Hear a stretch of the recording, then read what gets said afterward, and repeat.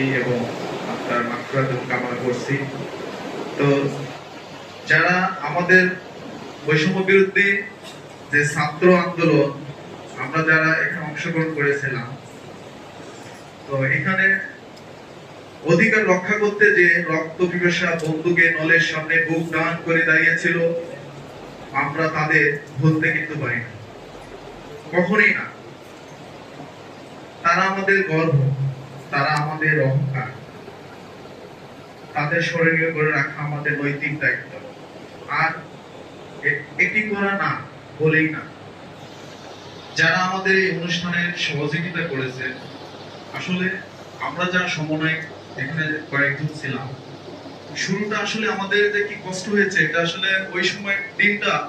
এমন হয়েছে আমাদের যে আসলে তখন মনে হচ্ছিল কি যে বাড়ি ফিরে যায়, অনেকেই বলছে চলে যায়,